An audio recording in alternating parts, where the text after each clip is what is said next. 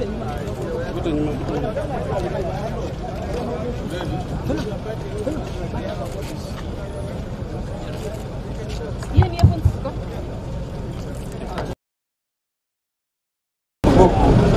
to stop. When we spoke a few days ago in Kitui against demolitions and evictions that were beginning in Mavoko, we had some illusion that there was still existed some humanity, some basic respect for the law and human rights in the Kenya Kwanza regime. We were holding on to the promise Mr. William Ruto made during the campaigns that the forceful evictions and demolition of dwellings would be a thing of the past. It is a fact that in July 2022, during the launch of the Kenya Kwanza Manifesto, Ruto promised that he would put to an end the culture of illegal evictions of people and property demolition if elected president. He went on to promise that where necessary, affected people would be provided with enough notice and compensation promptly paid. Well, it is October 2023 and a human tragedy is unfolding before the eyes of Kenyans under Ruto's watch and his loud silence, in fact order. What has gone on here in Mavoko these past few days is not just inhumane, it is also ungodly. What is going on here is forced eviction, the exact crime Ruto promised to bring to an end in July last year. It's a gross violation of human rights, the right to adequate housing at a time the administration purports to be working to ensure that everyone has shelter. What's going on here indicates a systematic disregard of recognized human rights standards on the part of the state. The affected families, some among the poorest of the poor, and their upcoming middle class, have not only witnessed lifelong savings demolished and crushed to ashes, they have been left to fend for themselves on the streets without basic shelter. Children who are learning in some of the schools here have seen their classrooms flattened into open fields, the upcoming exams standing. A regime whose top leadership never missed an opportunity to show that they are deputies of Christ is presiding over the demolition of houses of worship. The evictions have taken place just as the rains are beginning to set in. They are taking place in bad weather without any compensation, alternative accommodation, or access to safe and secure food, safe drinking water and sanitation and medical services. The evictions have been accompanied by the excessive use of force by the police and local authorities. They have been intended to inflict inhuman pain and damage, and you can see my back. There are reports of injuries and theft of property belonging to the people whose suffering and loss is already too grim. There was definitely no or inadequate prior eviction notice. Kenyans in 2009 evictions and resettlement guidelines require notice to be written or published in the official government gazette 90 days ahead of time. Yet, within minutes of a court ruling, people have lost their homes and their livelihoods. People have been left homeless and destitute, without means of earning a livelihood and with no effective access to legal or other remedies. Nobody gave these people a chance to pursue further legal redress. Someone who seemed to have known how the court was going to rule stood ready to swing into action and inflict maximum pain on residents immediately the ruling was made.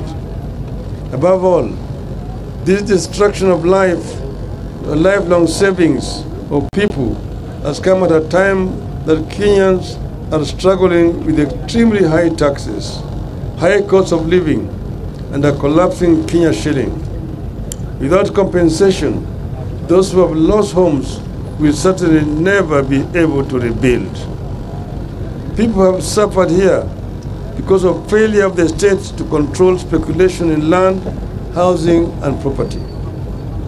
One thing that's being used against the opposition to the demolitions is that East African Portland Cement owns the land and the titles were fraudulent. We therefore demand investigations and accountability of everyone, private and public, involved in this. But secondly, know that Portland is majority owned by the government. The demolitions, are they necessary? Victims are Kenyans. Was there another solution? Government has always settled people everywhere. We even have a settlement fund to get people land. We had the case of Waitiki land in Likoni, which was resolved by the settlement fund to pay the owner and the unsettled squatters, and that was a private land. Why couldn't this matter be handled the same way? Was this a great and urgent use of the land where demolition was done that so greatly overweighed people's lives and savings? What is the urgent use that could not allow people time to move out by, say, next year? Are there personal interests riding on the guise of public interests? Does the East African Portland Cement understand that there are things people can do to fight back and even end its existence as a company? We are talking about people who most likely use the company's cement to construct houses only for those same houses to be destroyed in the name of the same company. As a party, we, as Azimio, we can't let this continue to go on unchallenged. We are determined to ensure that cruel crime is answered for. Somebody will have to take the responsibility for this bestiality. The Kenya Kwanza administration must immediately halt any further demolitions. Must share with the victims and the country the immediate plans to pay compensation for the property that has been unlawfully destroyed and to find alternative settlement for the victims. This brutality will not go unchallenged. This brutality will have to be answered for and accounted for. If the government does not act, we will help the people to act. Azimio. Thank you. Tumeona tumekuja hapa kama wana Kenya na tena kama viongozi wa Azimio la Umoja One Kenya Coalition. Tumeona kwa runinga yale ambayo yalikuwa yanafanyika hapa. Wengine wetu wakiongozwa na kiongozi wetu hapa Mheshimiwa Kalonzo Musyoka walikuja hapa wakati mambo ilianza hapa. Walikuja pamoja na gavana wa Vinya wa hapa kaunti ya Machakos. Wakajaribu kushawishi watu ili wawe na moyo ya utu, wawache kuharibu mali ya watu ambao wanakaa hapa. Lakini yale yote ambayo waliyasema iliingia kwenye sikio ya fisi. Hakuna chochote, jamaa wameendelea kufanya kazi yao ya kubomoa. Mahakama ilitoa uamuzi siku ya Ijumaa. Na siku hiyo ya Ijumaa watu tayari walianza kufanya kubomoa manyumba hapa. Nani alijua ati uamuzi itakuwa namna gani? Walikuwa wameshajua tayari uamuzi itatoka vile ilitoka. Hii yenyewe inaonyesha kwamba mahakama zetu imeshikwa teke. Nilisema juzi ati mahakama na bunge letu wa kitaifa wameshikwa teke, mateke, wamepinya makende.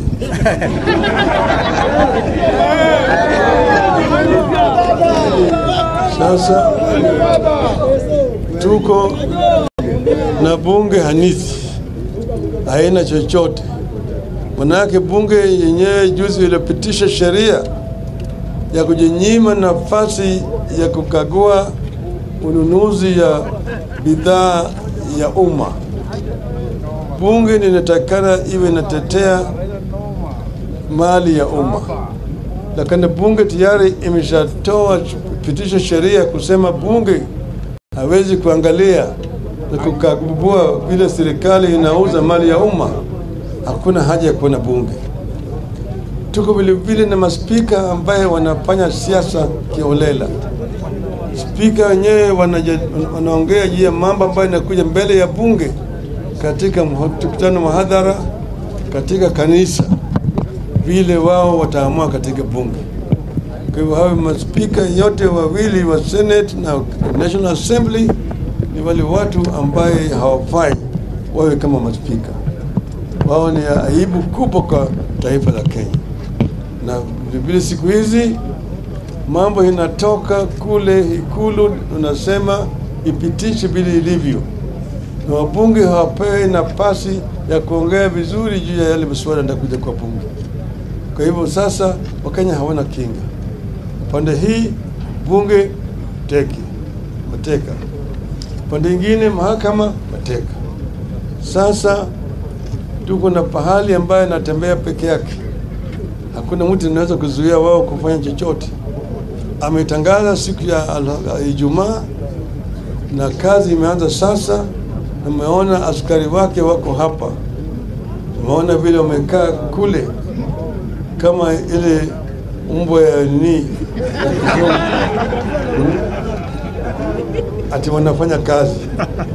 Hii kazi ya kubomoa mali ya watu si kazi ya askari kulinda. Kuna kazi ambayo inatakana askari wetu wafanye, kupigana na Al-Shabaab na kulinda Wakenya wengine ambao wanavamiwa na uhalifu. Lakini sasa hawa askari wamekuja hapa kutetea uhalifu. Yale ambayo yanafanyika hapa ni uhalifu, ni unyama, ni aibu katika taifa letu la Kenya. Tunalaani vikali kama wanazimio. Asanteni sana.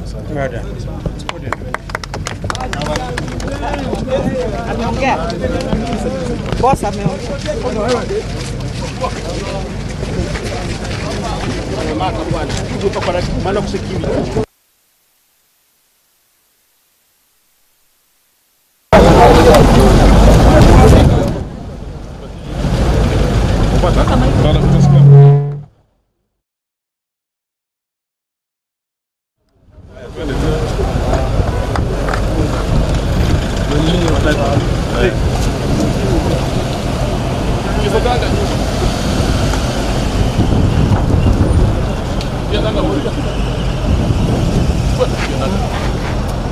Yeah,